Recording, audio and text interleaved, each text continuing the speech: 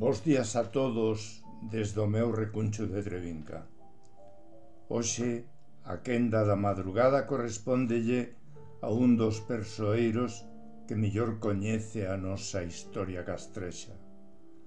O noso compañeiro Manuel Blanco Villar, ademais de ser o director do Museo Etnográfico A Casa do Patrón, é un mestre da palabra que cunha delicadeza entrañable nos traslada parte dos seus coñecementos sobre o castro de Doade. Un magnífico artigo do que vos leerei os primeiros parágrafos para convidarvos a disfrutar diste enriquecedor relato.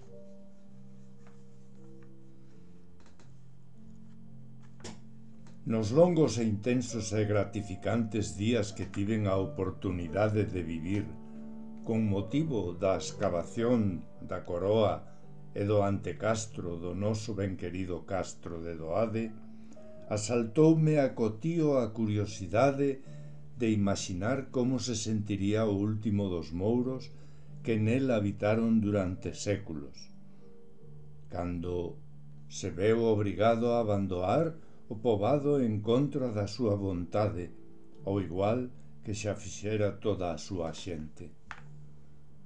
Pobre Mouro, ti que descendes desta raza mitolóxica que con tanto esforzo construíu os milleiros de castros existentes na Galiza máis auténtica e xenuína, eses grandes ouribes que traballaron o ouro como ninguén e foron gardiáns de fabulosos tesouros, atopaste agora só e abandonado, sumido na máis profunda tristura, un deus convertido de súbito en escravo, nun nómade sin fogar, desterrado por un pouco máis avanzado que non máis civilizado, que vos levou a fuxir e a vivir agochados e amedrentados como verdadeiros alimañas.